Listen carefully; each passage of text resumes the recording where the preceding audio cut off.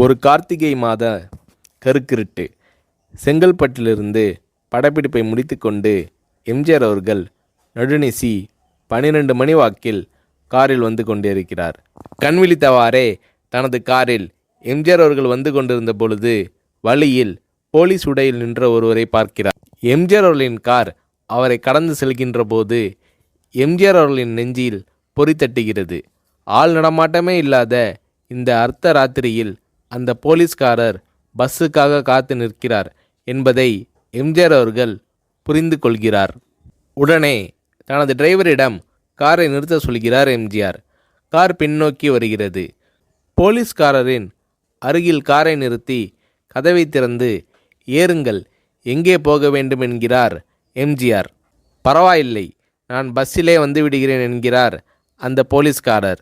நேரமாகிவிட்டது, இனி இந்த ரூட்டில் பஸ் கிடையாது, ஏறிக்கொள்ளுங்கள் என்று எம்ஜிஆர் அவர்கள் வலுக்கட்டாயம் செய்ய போலீஸ்காரர் வேண்டா வெறுப்பாக ஏறுகிறார். காரின் உள்ளே லைட் போட்டு சாப்பிட்டீங்களா என்று கேட்டுக்கொண்டே தனது சீட்டுக்கு பின்னால் இருந்த பிஸ்கெட் பழங்களை எடுத்து கொடுக்கிறார் எம்ஜிஆர். இப்படி ஓசியில் பயணம் செய்வதே எனக்கு உடன்பாடில்லை. இன்னும் நீங்கள் உண்ண சொல்லி வேறு என்னை இழிவுபடுத்தாதீர்கள் என்று போலீஸ்காரர் மறுக்கிறார். எம்ஜிஆர் அவர்கள் பூரிக்கிறார். இருப்பவனிலிருந்து இல்லாதவன் வரை படித்து பதவியில் இருக்கும் எத்தனையோ பேர் எனக்கு அது வேண்டும் இது வேண்டும் என்று எம்ஜிஆர் அவர்களிடம் வேண்டியதை பெற்று செல்கிறார்கள். ஆனால் சாதாரண பொறுப்பில் இருக்கும் இந்த போலீஸ்காரரின் நேர்மை எம்ஜிஆர் அவர்களை மெய்சிலிர்க்க வைத்துவிட்டது. எம்ஜிஆர் அவர்களின் கார் கத தூரத்தில் வந்து கொண்டிருந்தாலும் காரின் நிறத்தையும் ஒளியையும் மனம் கமலும் ஓடிக்கான் வாசனையையும் வைத்து இது எம்ஜிஆர் அவர்களின் கார் என்றும் கார் சென்ற தடத்தை தொட்டு வணங்குகின்ற அளவுக்கு புகழுடன் திகழ்ந்த நேரம் அது. அரை மணி நேரம் கார் சென்று கொண்டிருக்கிறது.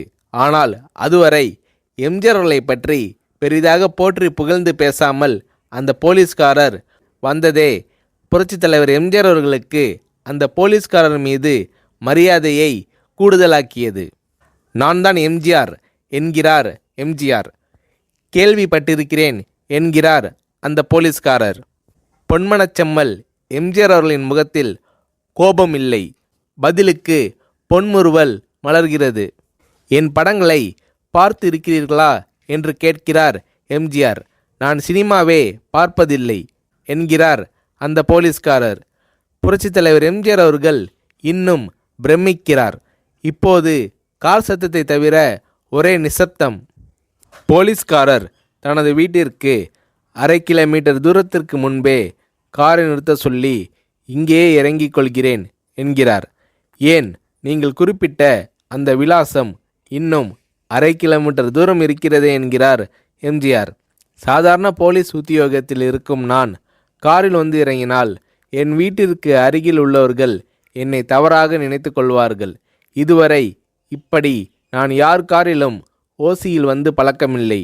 நீங்கள் இவ்வளவு தூரம் செய்த உதவிக்கு நன்றி என்கிறார் அந்த போலீஸ்காரர். புரட்சித் தலைவர் எம்ஜிஆர் அவர்கள் அதற்கு மேல் எதுவும் பேசவில்லை. அவர் எந்த போலீஸ் ஸ்டேஷனில் பணிபுரிகிறார் என்பதை மட்டும் கேட்டு தெரிந்து கொண்டு கிளம்புகிறார். அடுத்த நாள் செங்கல்பட்டு போலீஸ் ஸ்டேஷனுக்கு ஃபோன் செய்து நான் எம்ஜிஆர் பேசுகிறேன் என்கிறார் எம்ஜிஆர்.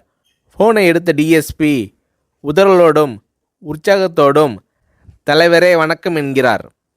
இரவு சந்தித்த போலீஸ்காரரை பற்றி விசாரிக்கிறார் எம்ஜிஆர். அந்த டிஎஸ்பி சொல்கிறார், நீங்கள் குறிப்பிடும் அவர் இன்று விடுப்பில் இருக்கிறார். அவர் கையூட்டு வாங்காதவர், கடமை தவறாதவர், காவல்துறையின் நேர்மைக்கு இவரே இலக்கணம். வெற்றிலை பாக்கு, பீடி, சிகரெட் போன்ற போதை வஸ்துக்கள், நாடகம், சினிமா போன்ற பொழுதுபோக்கு அம்சங்களையெல்லாம் இவர் அறியாதவர். கல்யாண வயதில் உள்ள 3 பெண்களையும் கரை சேர்க்க முடியாமல் கஷ்டத்தில் இருக்கிறார் என்கின்ற விபரம் டிஎஸ்பியால் எம்ஜிஆர் அவர்களுக்கு சொல்லப்படுகிறது. அவரை நாளை என் தோட்டத்திற்கு வர சொல்லுங்கள் என்கிறார் எம்ஜிஆர். கேட்டுக்கொண்ட டிஎஸ்பி உங்களோடு ஃபோனில் ஆளுக்கு ஒரு வார்த்தை பேச இன்ஸ்பெக்டர், சப் இன்ஸ்பெக்டர் உட்பட எல்லோரும் ஆசைப்படுகிறார்கள். ஃபோனை அவர்களிடம் கொடுக்கலாமா என்கிறார். எம்ஜிஆர் அவர்கள் கொடுங்கள் என்கிறார். பேசுகிறார். அந்த போலீஸ் ஸ்டேஷனே புண்ணியம் பெற்றதாக மகிழ்ச்சி அடைகிறார்கள் அந்த போலீஸ்காரர்கள். மறுநாள் அந்த போலீஸ்காரர் ராமவரம் தோட்டத்திற்கு அழைத்து வரப்படுகிறார். அவரிடம் பேப்பரில் மடித்த பெரிய பணக்கட்டை கொடுத்து, இதை வைத்து உங்கள் பெண்களின் கல்யாணத்தை நடத்துங்கள் என்கிறார் எம்ஜிஆர். போலீஸ்காரர் மறுக்கிறார். நான் ஏதாவது உங்களிடம் காரியமாற்ற சொல்லி அதற்காக கொடுத்தால் அது தவறு. என்னால் ஆக வேண்டியது உங்களுக்கும், உங்களால் ஆக வேண்டியது எனக்கும் எதுவும் இல்லை.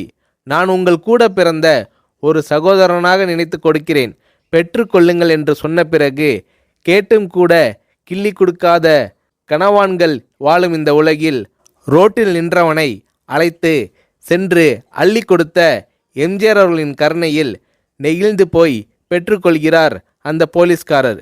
பிறகு ஒரு தேதியில் புரட்சித் தலைவர் எம்ஜிஆர் அவர்களே சென்று அந்த போலீஸ்காரரின் 3 பெண்களின் திருமணத்தையும் நடத்தி வைத்து வாழ்த்தி இருக்கிறார்.